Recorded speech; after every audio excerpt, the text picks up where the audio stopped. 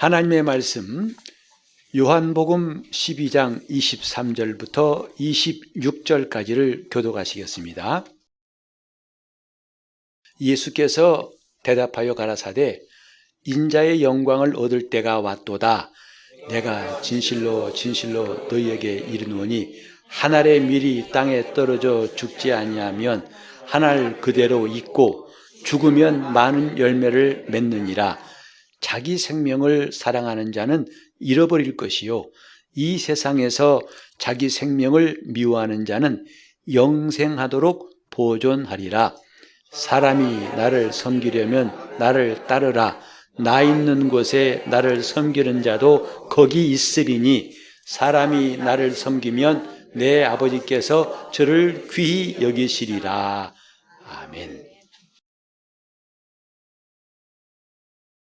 이제 선선한 바람이 불기 시작해서 가을이라고 느껴집니다. 한 해에 어디쯤 와 있는가를 느끼는 시간이지요. 뿐만 아니라 우리는 내 인생에 어느 지점에 와 있을까 하는 것도 생각해보는 사색의 계절이 되기도 합니다. 물론 나이가 말해주지만 더 중요한 것은 지금 진정한 나의 위치, 출발해서 도착지까지 가는 과정에서 나는 지금 어디쯤 와 있을까? 그리고 무엇을 해야 할까? 어떻게 해야 할까? 하는 많은 것들을 생각하게 됩니다. 이제 병원에 가서 건강검진 받을 때마다 당신의 몸의 상태가 정상 A, 정상 B 혹은 약간 문제가 있고 아니면 좀 심각합니다. 이런 종합소견을 열어볼 때 있으시죠. 내가 상태가 이렇구나. 이 모든 것들이 그대로 우리 신앙생활에도 이해가 될 수 있고 적용할 수 있어요. 자, 오늘 저와 여러분이 예수 믿은 지가 적지 아니하게 1, 20년은 보통이고 4, 50년 이렇게 믿어오면서 나는 신앙생활의 곡선이 이렇게 점점 상향으로 되어 있을까? 아니면 가라앉고 있을까? 아니면 근근히 버티고 있을까? 이것도 한번 돌아볼 수 있을 것 같아요. 나는 과연 믿음이 좀 제대로 서 있는가? 하여튼 봄에는 이런 생각 안 나는데 가을만 되면 자꾸 이런 생각이 나는 것은 철이 들어가는지 나이가 들어가는 것인지 하여튼 모르겠습니다만 이런 생각을 여러분도 하실 줄로 압니다. 왜냐하면 오늘도 우리 주위에는 많은 혼란스러운 일들이 있어요. 정말 이렇게 믿으면 천국 가는 거야? 그리고 더 부족한 거 없어? 혹시 내가 조심해야 할 거, 위험할 거 없어? 늘 우리는 정말 형체도 없이 다가오는 이런 불안한 걱정, 염려 이런 것들에 시달릴 때가 있죠. 근데 사실 그런 시간들은 우리가 소비되고 허비하는 시간들입니다. 성경은 그렇게 하지 말라고 우리에게 말씀을 주셨죠. 이 말씀을 통해서 하나하나 나침반 삼아가지고 이 말씀을 따라가면 틀림없어. 그래 우리에게 성경이 있다는 것은 굉장히 중요한 겁니다. 요 몇 주간 동안 우리는 그런 문제를 생각하고 있었어요. 그 신앙인으로서 하나님의 사랑받는 게 뭘까? 그리고 하나님의 사랑받지 못할까 봐 전전긍긍하고 안달복달하고 이렇게 하면 하나님 사랑하지 않으실 텐데 이렇게 했던 것이 사실은 정확한 것이 아니었다는 것 말씀드렸죠. 하나님이 우리를 사랑하신 것은 염려할 것도 없고 걱정할 것도 없고 근심할 것도 없어요. 왜? 우리가 그분을 사랑한다고 그분께 나아가기 전에 이미 그분이 사랑하시기로 작정하신 거죠. 그래서 요한복음 3장 16절에도 하나님의 세상을 이처럼 사랑하사. 근데 그때가 언젠가 하면 우리가 이걸 알았을 때가 아니에요. 훨씬 이전에 그때 우리 상태는 뭐라고요?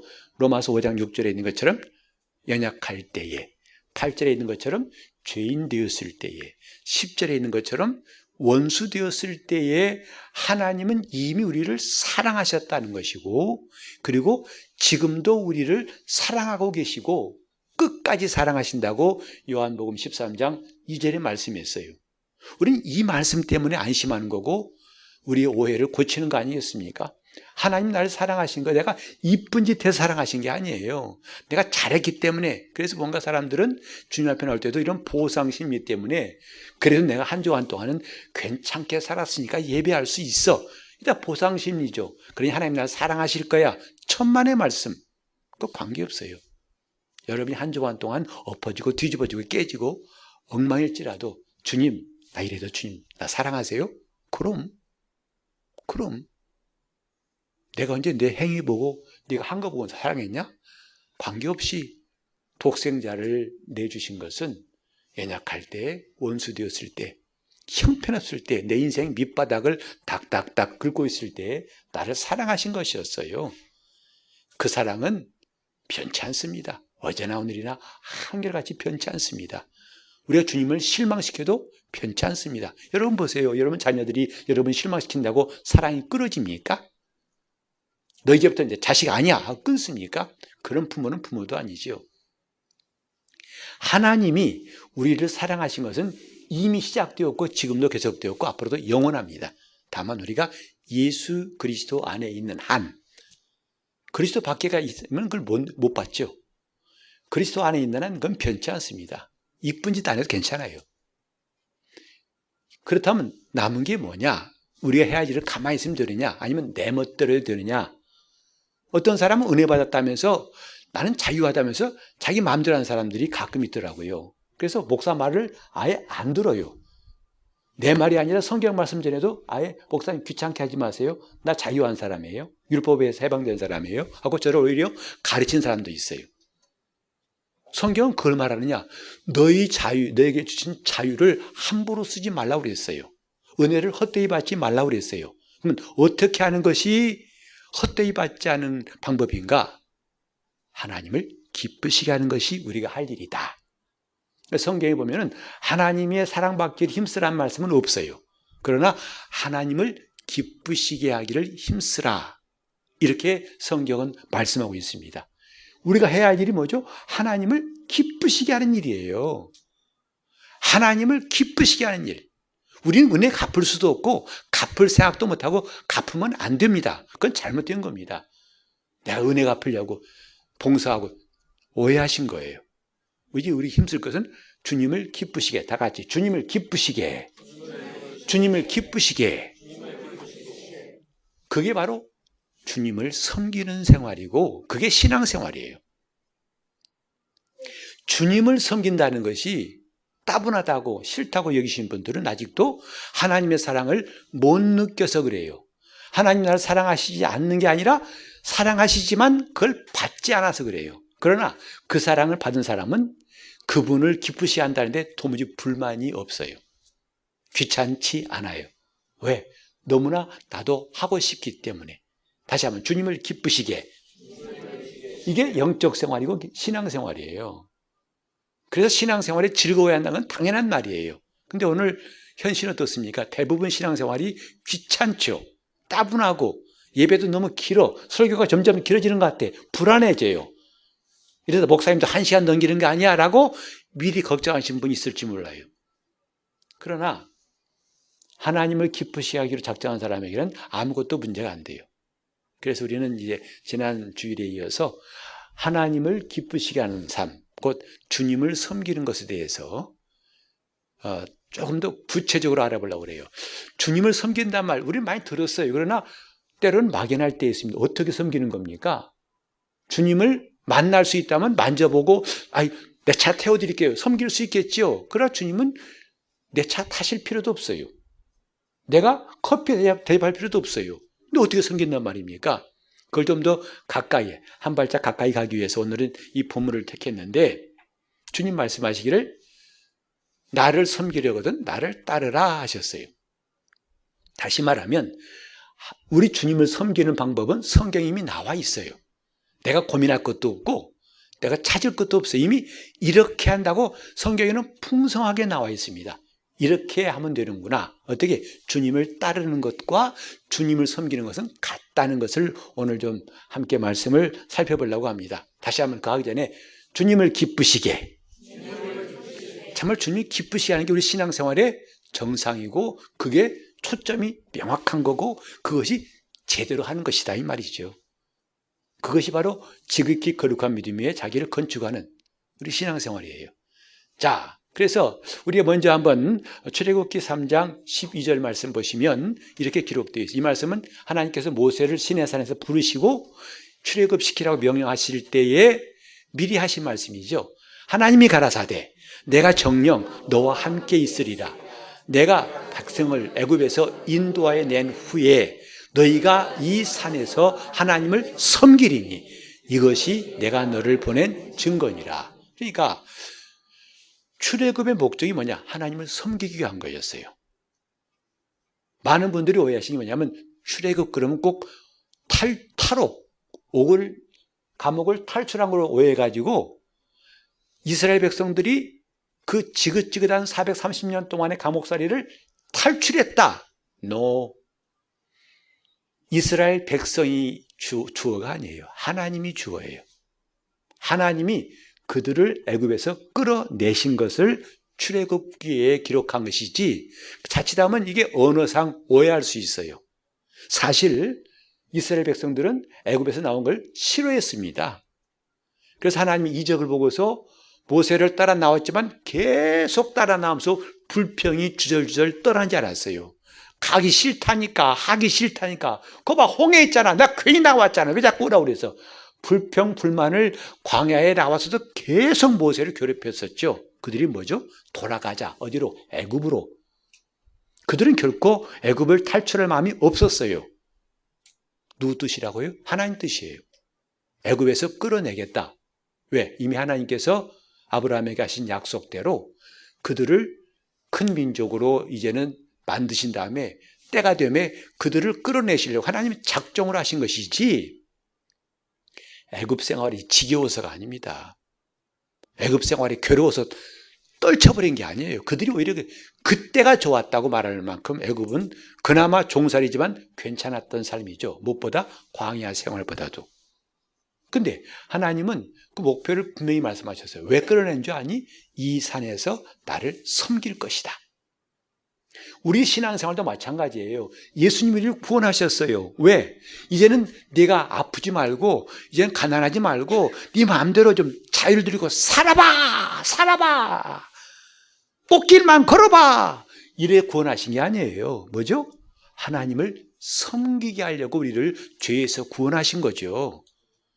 이게 중요한 것인데 이걸 놓쳐버린 사람 많습니다. 왜? 예수 믿으러 나왔어요. 왜 나왔어요? 아파서 나왔어요. 고쳐달라고. 왜 나왔어요? 사업이 망했어요.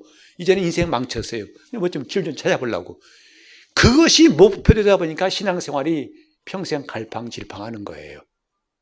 목적지가 벌써 틀렸어요. 예수님 우리를 왜 구원하셨다고요? 하나님을 섬기는 친백성이 되게 하시려고 구원하신 거예요. 그래서 신앙생활의 목적은 딱 한 가지예요. 내가 복 받으려고 한 게 아니에요. 물론 복도 주시지요. 그러나 진짜 중요한 건 뭐냐면 하나님을 섬기는 것이 신앙생활의 목표라 이 말이에요. 오늘 이걸 잃어버린 사람이 얼마나 많은지 몰라요. 늘 자기중심적이에요. 하나님은 나를 아니요. 하나님이 주어가 되는데 자기가 주어가 되어 있어요. 하나님이 주인 되셔야 되는데 자기가 주인 되어 있어요. 이러니 그 나라가 돌아갈 리가 있습니까? 나라가 국민이 주인 돼야 되는데 정권 잡은 자가 주인으로 잡으면 나라가 제대로 되겠냐고요. 마찬가지예요. 지금 하나님께서 우리를 구원하신 것은 비로소 우리가 하나님을 제대로 섬기게 하시려고 구원하신 거예요. 이게 하나님의 은혜라고 하는 것입니다. 근데 이 은혜를 자기 정욕대로 써버려요. 얘는 안 아프고 그 지긋지긋 수십 년 동안 아팠던 거 끝나서 아유 감사해 아이 감사해. 야 어디 갈까? 단풍 구경 가자. 올해는 단풍 언제부터인데? 늘 생각 이런 거밖에 없죠. 그러니 어떻게 주님과 뜻이 맞겠냐고요. 기도할 때 순전히 주님 나 좀 아파트 큰 평수로 이사하게 해주세요. 아무리 집 사보니까 좋은 집 살던데 나는 왜 이렇게 아주 구질구질해 살고 있습니까? 하나님 너무하셨잖아요. 그 사람 마음이 어떻게 주님 마음을 이해하겠어요? 물론 하나님은 섬기는 자에게 분명히 복을 주십니다. 이게 틀린 말 아닙니다. 여러분 문제 주님이 분명히 해결해 주신다고요. 너희 문제는 필요 없어. 아니라 해결해 주신다고요. 주님 말씀하셨잖아요. 먼저 그의 나라와 의를 구하라. 그러면 이 모든 것, 그 모든 것 속에는 무엇을 먹을까, 무엇을 마실까, 무엇을 입을까, 뭐 할까, 전부 다 인간이 필요한 것들이 다 들어있어요. 이것들을 다 너희에게 더하시리라. 근데 앞뒤가 바뀌었어요.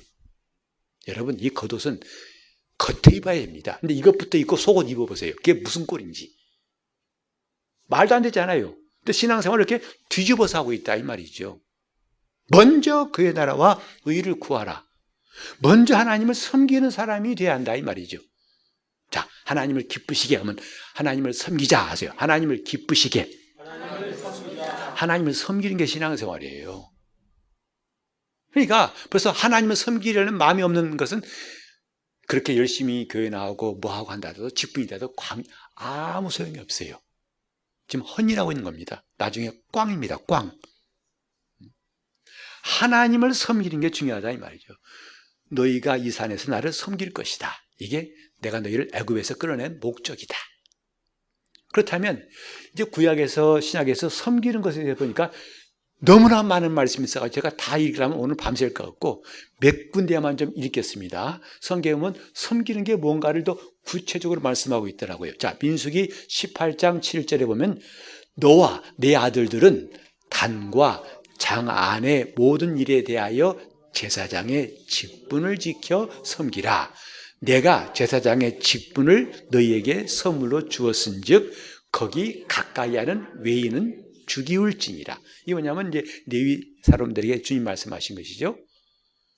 그래서 이제 성소의 단과 장과 모든 기물들인데 그걸 섬기되 뭐냐면 제사장의 뭘 가지고 직분을 지켜서 그랬어요. 섬기되 하나님을 섬기되 직분을 지켜서예요.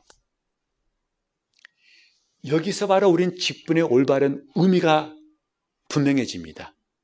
오늘 많은 교인들이 오해하는 게 뭐냐면 직분은 마치 교회의 계급처럼 느껴져요. 어떤 사람 저한테 그러더라고요. 목사님 말씀하신 순서가 틀렸다는 거죠. 뭐가 틀렸는데요? 왜 목사님, 전사님, 장로님, 권사님 그러십니까? 그럼 어떻게 됩니까? 목사님, 장로님, 전사님, 집사님 해야 한다는 거죠. 아, 그럽니까? 아유, 참, 큰 실수했다고. 무슨 계급을 알고 있어요? 이거 진짜 잘못하기 100%입니다. 직분은 계급이 아니에요. 직분을 지켜 섬기라 하셨어요. 직분을 주신 목적은 뭐냐면 섬기라고 주신 거예요. 근데 직분만 갖고 섬기질 않아요. 어떤 사람 안수했더니 집사 때보다 더 봉사 안 하고 오히려 거만하다는 사람도 있었어요. 안수했더니 더 거만해진다는, 목이 굳어져가지고. 이 사람은 직분을 오해한 거죠. 직분은 섬기는 일에 필요한 것이지 교회 안에 계급이 아닙니다. 근데 오늘 많은 교회들이 지금 직분을 계급처럼 여기고 있다 보니까 신앙이 잘 될 수가 없다고요. 직분은 섬기는 데 필요한 겁니다. 이것이 성경의 가르침이죠. 신명기 10장 12절에도 이런 말씀이 있어요. 이스라엘아, 네 하나님 여호와께서 내게 요구하신 것이 무엇이냐? 곧 네 하나님 여호와를 경외하며 그 모든 도를 행하고 그를 사랑하며 마음을 다하고 성품을 다하여 네 하나님 여호와를 섬기고. 오직 이 한마디에 집중돼, 긴 말씀이지만 한마디에 집중되어 있죠. 뭐죠? 섬기고에 집중되어 있어요. 하나님 요구하신 게 하나님을 섬기는 거다. 어떻게? 하나님을 경외하고 그 모든 도, 하나님 말씀이죠. 모든 말씀을 행하고 그를 사랑하며 마음과 성품을 다해서 하나님을 섬기라. 이게 하나님이 요구하시라는 거예요. 그 요구가 뭐라고요? 하나님을 섬기는 거예요. 이제 주님 뜻이 무엇인지 우리는 헷갈릴 필요가 없어요. 하나님을 섬기는 것을 하나님은 요구하신다는 거죠. 자, 그 다음에 역대상 15장 2절에 이런 말씀이 있습니다. 가로되 내 이스라엘 외에는 하나님의 귀를 맬 수 없나니 이는 여호와께서 저희를 택하사 하나님의 궤를 메고 영원히 저를 섬기게 하셨습니다. 이스라엘 12지파 있지만은 다 섬길 수 없게 하셨어요. 오직 선택된 레위 지파만 하나님을 섬기게 하셨습니다. 오늘 이 땅에 많은 사람이 있어요. 그러나 그들이 다 하나님을 섬기게 하지 않으셨어요. 죽게 돌아와서 구원받고 은혜 받은 성도들에게 하나님을 섬길 수 있는 특권을 주셨지만 이걸 다 차버리고 오해하고 있다 이 말이죠. 하나님께서 레위 지파를 택하셔서 하나님을 섬기는 일을 하게 하실 때 그들은 입으로 말로 섬긴 게 아니에요. 직접 하나님 궤를 메고 그랬어요. 궤를 메고 가야 됩니다. 빈손으로 가는 게 아니라 메고 가야 되고, 또 역대상 16장 4절에 보면은 또 레위 사람을 세워 여호와의 궤 앞에서 섬기며 이스라엘 하나님 여호와를 칭송하며 감사하며 찬양하게 하였으니, 그러니까 그들이 할 일은 아무나 하지 않고 레위 사람들에게 하나님을 칭송하고 감사하고 찬양하게 했어요. 이것이 그들이 섬기는 일이 구체적으로 나와 있다는 것이죠. 그 다음에 역대상 23장 13절에도 이런 말씀이 있어요. 아므람의 아들들은 아론과 모세니 아론은 그 자손들과 함께 구별되어 몸을 성결케 하여 영원토록 지극히 거룩한 자가 되어 여호와 앞에 분향하며 섬기며 영원토록 그 이름을 받들어 축복하게 되었으며, 그러니까 아론의 지파 제사장들은 하나님 앞에 향을 피우게 했어요. 여러분, 이 향도 아무나 피우면 안 되었습니다. 사울왕이 이렇게 월권에다가 망해버렸죠. 사무엘이 오기 전에 급하다고 자기가 향 피우다가 하나님이 그를 이제는 싫어하고 버리신 거예요. 제사장이 있을 때 그들은 입으로만 섬긴 게 아니라 궤도 메고 향도 때를 따라 꼭 정한 시간에 때를 따라서 빠지지 말고 향을 피워야 했습니다. 그 다음에 또 우리 말라기 3장 18절에 이런 말씀이 있죠. 그때 너희가 돌아와서 의인과 악인이며 하나님을 섬기는 자와 섬기지 않는 자를 분별하리라. 우리는 의인과 악인 그러면요, 나쁜 일하는 사람은 악인, 좋은 일하는 사람, 착한 일하는 사람은 의인 그러잖아요. 근데 성경의 기준은 달라요. 여기 나오면 이 말씀을 한다면 의인은 누구예요? 하나님을 섬기는 자가 의인이에요. 누가 의인이라고요? 하나님을 섬기는 자가 의인이에요. 누가 악인이라고요? 섬기지 않는 자가 악인이라고 그래요. 이거 정신 차려야 됩니다. 하나님을 섬기지 않으면서 나는 의인이야, 이건 정신 나간 사람이에요. 하나님을 섬기는 자가 의인이라고 성경에 분명히 말하고 있습니다. 그런가 하면 마태복음 4장 10절에 마귀가 예수를 시험할 때 주님 말씀하셨죠. 이에 예수께서 말씀하시되 사단아 물러가라, 기록되었으되 주 너의 하나님께 경배하고 다만 그를 섬기라 하였느니라. 주님이 이렇게 원수가 유혹할 때 명확하게 말씀하시기, 뭐냐면 중요한 것은 그를 섬기라. 이게 핵심이에요. 하나님을 섬기라.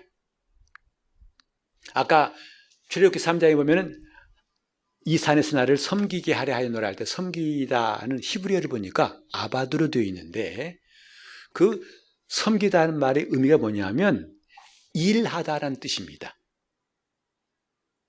우리가 생각하는 섬기는 건 그냥 마음으로 섬기죠. 아니요, 일을 해야 한다 이 말이죠.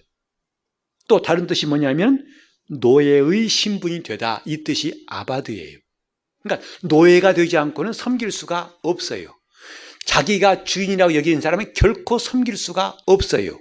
주인 행세하고 싶지 섬기고 싶지 않은 겁니다. 남이 하라니까 억지로는 할 뿐이지만 섬길 수가 없어요. 뭐가 돼야 섬길 수 있다고요? 노예가 되어야 섬길 수 있어요. 그래서 하나님의 아들도 사람으로 오셔야만이 우리를 위하여 고난받으시고 하나님을 섬길 수 있음을 말해준 거죠. 그러니까 우리는 섬기겠습니다. 아니, 먼저 뭐가 되어야? 종이 되어야 한다는 거죠.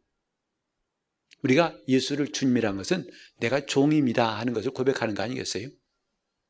종이 되어야 섬길 수 있습니다. 마음만 갖고 안 되는 것이고 실제로 뭐가 된다고요? 종이 되어야 섬길 수가 있어요. 그 다음에 마태복음 20장 28절에도 주님이 오신 목적을 말씀하고 있죠. 인자가 온 것은 섬김을 받으려 함이 아니라 도리어 섬기려 하고 자기 목숨을 많은 사람의 대속물로 주려 함이니라.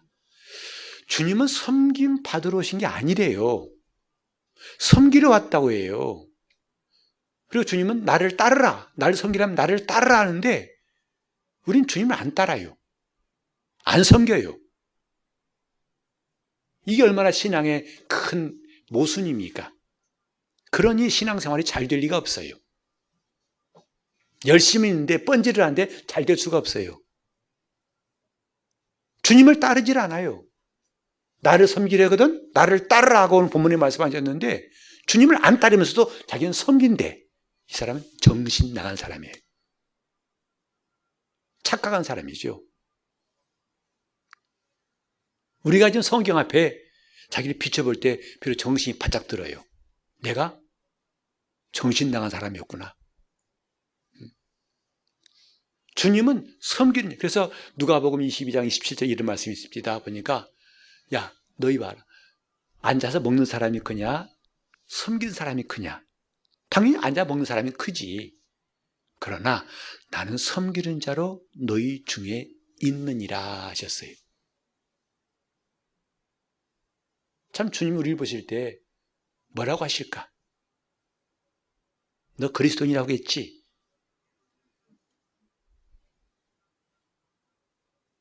나는 서 있는데 너는 앉아 먹는구나.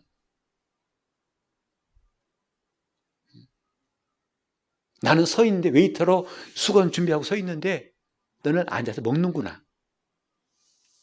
그런다면 우리는 어찌할까?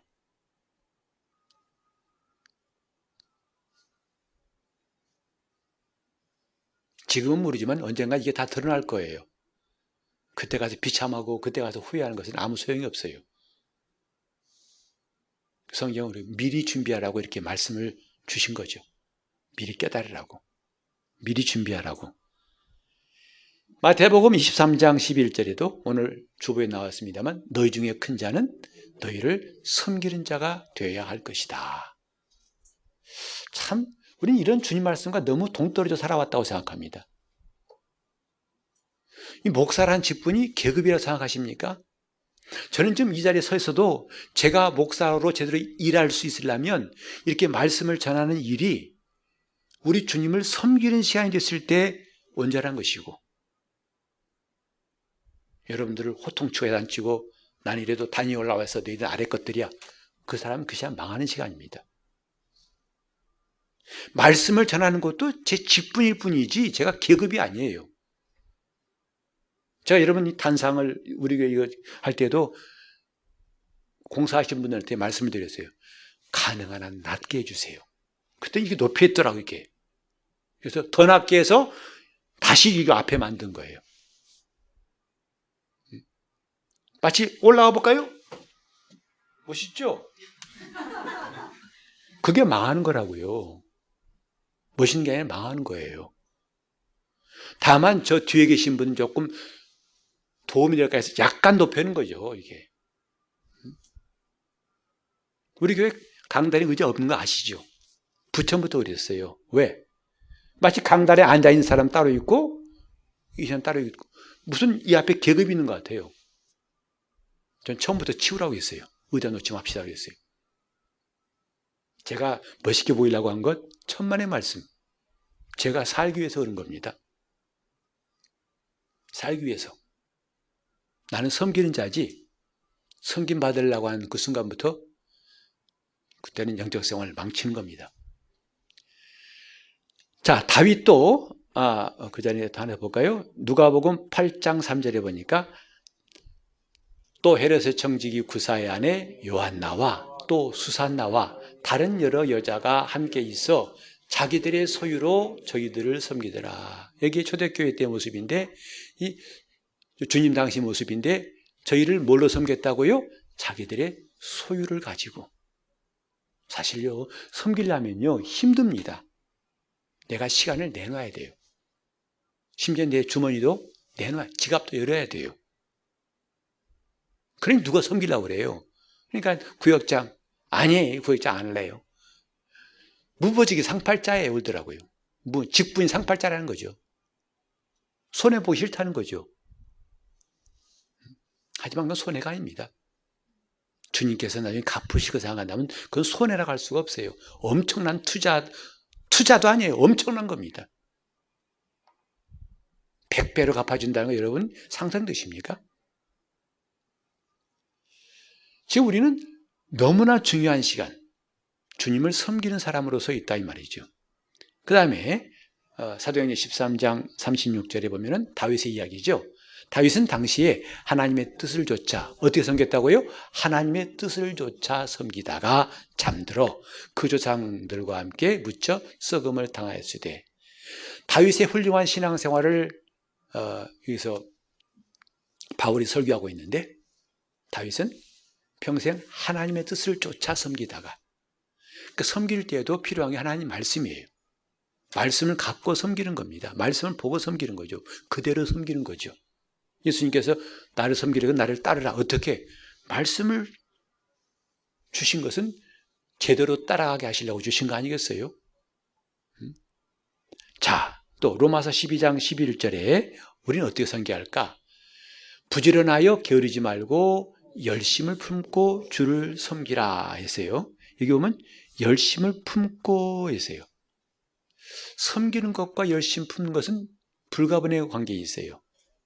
근데 어떤 사람은 섬기긴 섬기되 열심이 없고 짜증이 나고 귀찮다면 그건 이미 섬기는 것이 할 수 없어요. 왜? 진짜 섬긴 사람은 열심히 안 나올래야 안 나올 수가 없거든요. 누가 하라고 끌고 가는 게 아니라 이 속에서 열심히 안 나올 수가 없어요. 왜? 이 섬기는 게 어떤 것인지를 알기 때문에 열심을 품고 벌써 열심이 없을 때 여러분은 스스로에게 경고등이 켜진 줄 알아야 돼요. 갑자기 여러분이 일이 짜증나고 할 때 경고등이 사이렌 울린 겁니다. 위험하다. 그 다음에 또 우리가 15장 25절, 로마서 15장, 그러나 이제는 내가 성도를 섬긴 일로 예루살렘에 가노니. 이게 놀라운 말씀이 나와요. 지금 바울 이야기인데요.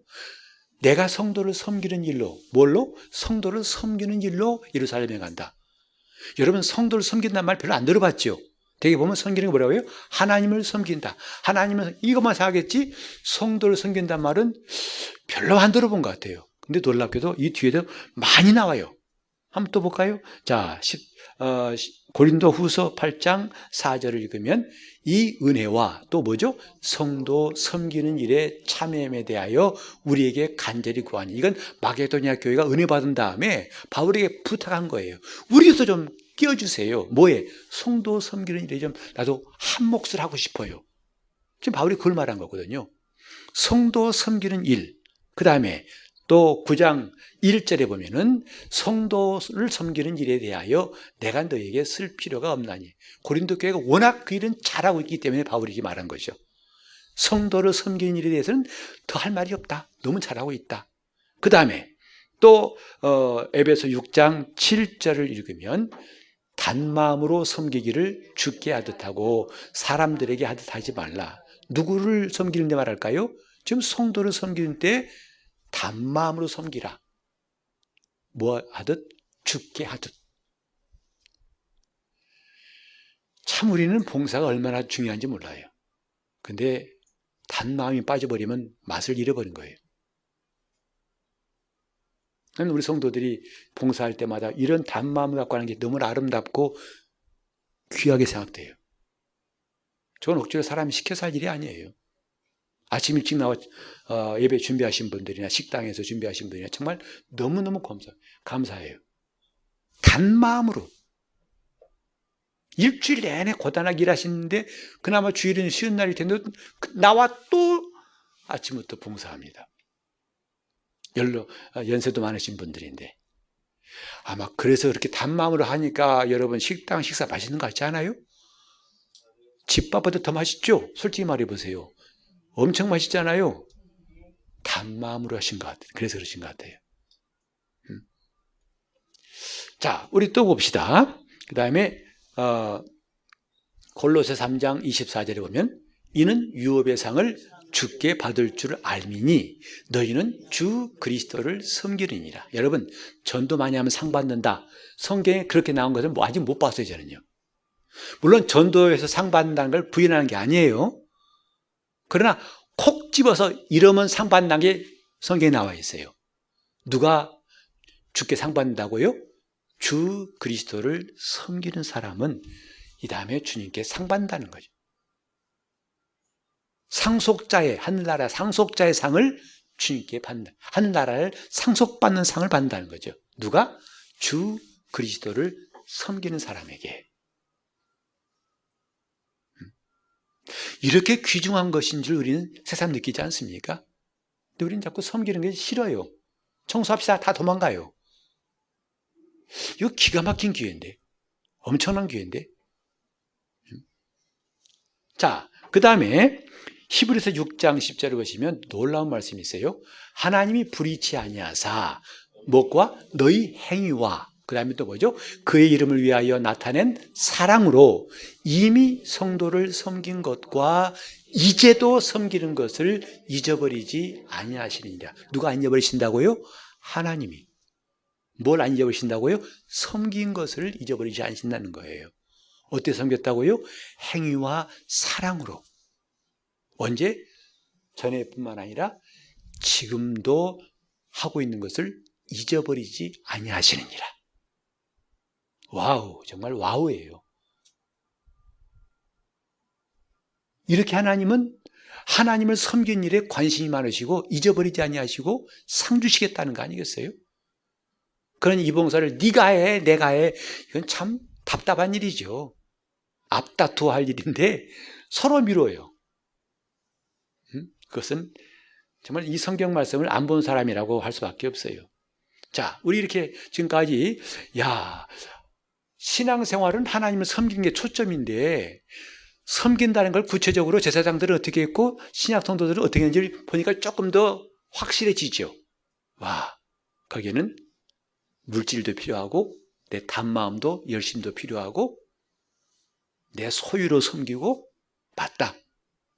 그리고 막 서로 이건 나를 좀 끼워달라고 간절히 구했었구나. 얼마나 귀한 일이었으면. 근데 이 말씀들을 보니까 우리 몇 가지 결론을 얻게 돼요. 아, 섬기는 일이란 우리 기존의 상식과는 다르구나. 첫째, 뭐가 다르냐? 섬기는 일은 명사가 아니라 동사다는 것. 머릿속으로 생각하고 그냥 말로만 하는 게 섬기는 게 아니라 직접 일하면서 움직이는 게 섬기는 거구나. 명사가 아니라 동사라는 것. 두 번째로는 섬기는 것은 바로 구체적인 행동이 있구나. 이제 앞으로 좀 더 말씀 보겠습니다만 성경에 보면요, 우리가 섬기는 것이 무엇인지를 하나하나 너무나 많이 말씀했더라고요. 그래서 제가 오늘은 딱 두 가지만 읽고 끝내겠어요. 섬기는 일이 뭔가 너무나 많이 나와 있어요. 이렇게 하는 거, 저렇게 하는 거, 제가 다 쓰려다가 모자라가지고 두 개만 뽑았습니다만은 구체적인 것이고, 세 번째로 섬기는 것은 직분을 가진 목적이 바로 섬기는 거구나. 직분을 가지고 섬기는 것. 직분은 계급이 결코 아니구나. 그러니 목에 힘줄 일이 아니구나. 직분은 섬기라고 하는 것입니다. 마지막으로 네 번째 중요한 것은 섬기되 말씀대로 준행하는 것이 옳구나. 하나님 말씀을 제쳐두고 섬기는 것은요, 이미 실패한 겁니다. 그건 마치 공부도 안 하고 시험장 가서 시험 보는 애가 똑같은 거예요. 걔는 빵점만 떨어져요. 100% 떨어집니다. 이렇게 섬기는 것이 얼마나 중요하고 신앙생활의 초점이 섬기는 것이 무엇인지 알았는데 그걸 조금 더 가까이 보기 위해서 성경 한 두 군데 한번 보겠습니다. 에베소서 5장 17절부터 21절까지 또박또박 읽어볼까요? 그러므로 어리석은 자가 되지 말고 오직 주의 뜻이 무엇인가 이해. 첫 번째 뭐냐면 오직 주의 뜻이 무엇인가 이해하라. 이거부터 시작돼야 되는 겁니다. 그거 이해하려고 뭐예요? 성경 보는 거 아니겠어요? 이해하려고 뭐 합니까? 말씀 듣는 거 아니겠어요? 그거 이해하려고 답을 얻으려고 공부하듯이 우리는 그 주의 뜻이 무엇인지 이해하려고 성경 보는 거 아니겠어요? 근데 성경 안 보고 어떻게 주의 뜻을 알겠습니까? 척하면 와요? 그건 거짓말이에요. 속은 겁니다. 그 다음에 18절 보시면 술 취하지 말라 이는 방탕한 것이니 오직 성령의 충만을 받으라. 오직 성령의 충만을 받으라. 성령께서 감동하시고 성령이 인도하신 일에 민감하라는 거죠. 봉사는 내 힘으로 하는 게 아니라는 거예요. 오직 성령의 충만을 받으라. 그 다음 절, 시와 찬미와 신령한 노래들로 서로 화답하며 너희의 마음으로 주께 노래하며 찬송하며. 이렇게 주님을 섬기는 사람에게는 이런 시와 찬미와 신령한 노래가 끝없이 나오고 마음으로 주께 노래하고 찬송하며, 이것이 주님을 섬기는 것. 그러니까 우리가 예배 중에 찬송을 합니다만 그 찬송이 노래 부르는 것으로 끝나지 않고 바탕에는 뭐다? 주님을 섬기는 마음이 있을 때 온전한 것이다 이 말이죠. 주님을 섬기는 거예요. 섬기는 마음으로 부르는 찬송 하나하나가 하늘에 상달하는 거예요. 주님이 높임 받으시옵소서. 주님이 찬송 받으시길 진짜 원합니다. 이런 섬기는 자세에서 부른 찬송은 하늘에 상달하는 거죠. 근데 여러분, 영적으로 다운돼 보세요. 찬송 나와요, 안 나와요? 대신 나오는 게 한숨이죠. 에휴, 그죠? 그러나 은혜가 임하면 찬송이 나와요. 한숨 대신에. 그 다음에 20절, 범사에 우리 주 예수 그리스도의 이름으로 항상 아버지 하나님께 감사하라. 감사 자체가 하나님을 섬기는 구체적인 실천사항이죠. 감사하는 거죠. 21절, 그리스도를 경외함으로 피차 복종하라. 이것도 섬기는 거예요. 그리스도를 경외함으로 피차 복종하라. 오늘 보세요. 교회에서 다툼이 많이 일어나죠. 왜? 서로 주인 되겠다는 거죠. 네가 복종하라는 거예요. 아니, 네가 복종해. 네가 복종해. 이런 교회는요, 분란이 끊임이 없어요. 근데 앞다퉈 서로 복종해요. 이게 천국 모습이에요. 피차 복종하라. 어떻기 때문에? 그리스도를 경외하기 때문에 피차 복종.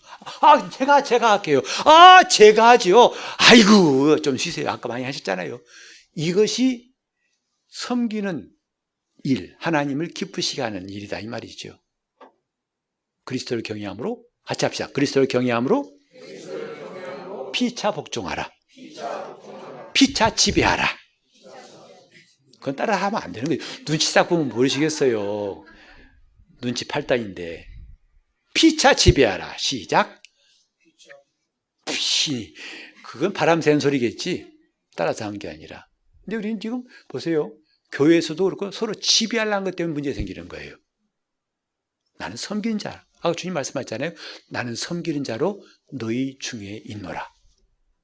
우리도 똑같이 나도 섬기는 자로 우리 중에 있습니다. 이것이 얼마나 놀라운 일인가. 그런 교회는요, 은혜가 넘치지 말라 해도 넘쳐요. 어떤 사람은 그래요. 목사님, 우리 교회 사랑이 없어요. 사랑이 뭔데? 당신을 알아봐 주는 게 사랑입니까? 당신을 개해 준 사랑입니까? 우린 교회에 왜 나왔는데요? 주님을 섬기러 나왔어요. 안 그렇습니까? 여러분 교회에 왜 나오셨어요? 나 좀 알아봐 달라고 나오셨습니까? 벌써 처음 핀트가 안 맞는 거예요. 아, 나를 교회에 나를 무시하는 거야? 난 이렇게 오랫동안 나왔으면 집사 시켜줘야 되는 거 아니야? 이러면서. 착각하지 마세요. 그러니까 신앙생활 안 되는 거예요. 첫 단추를 잘 껴야 한다고 그러죠. 우린 주님을 섬기려고 신앙생활 하는 겁니다. 같이 합시다. 저 분위기 싸늘해진 것 같은데. 여러분 보고 한 말 아니에요. 괜히 또 찔려가지고 나 하지 말고 싸늘하지 마시고, 자, 주님을 섬기자.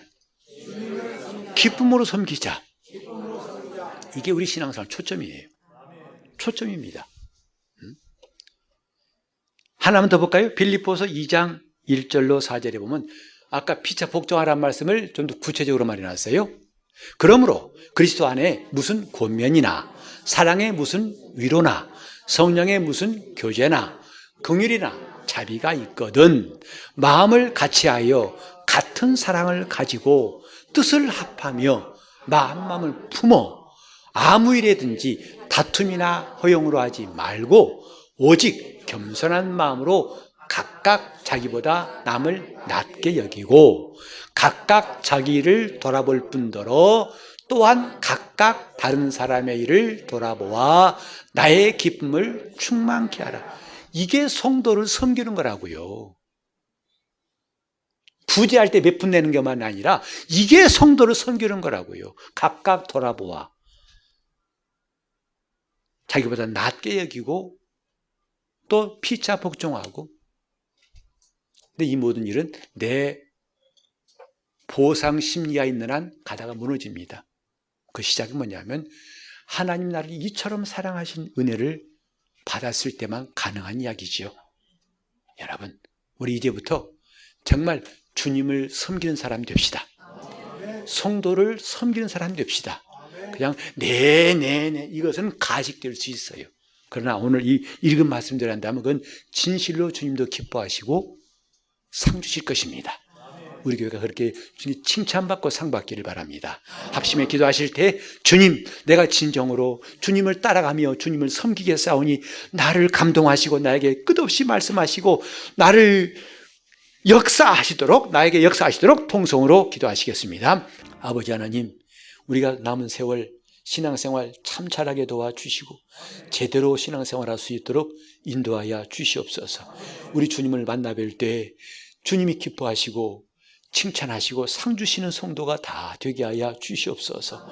이를 위하여 우리가 지금부터라도 우리 신앙의 초점이 명확하게 도와주시옵시고 내 신앙생활을 통해서 우리 하나님을 섬기고 성도를 섬기는 일에 이제부터 더 철저하게 더 구체적으로 행동하게 도와주시옵소서.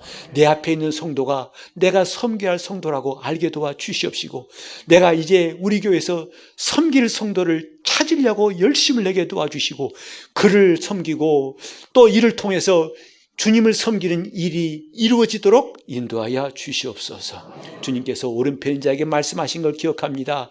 내가 나를 갇혔을 때 돌아보았고 헐벗었을 때 입혔고 목마를 때 마시우게 했고 굶주렸을 때 먹였도다. 언제 그렇게 했습니까?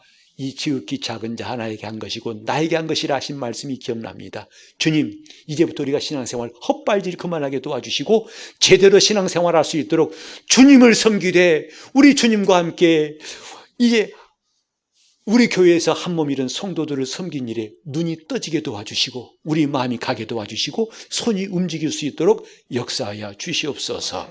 예수 이름으로 기도합니다.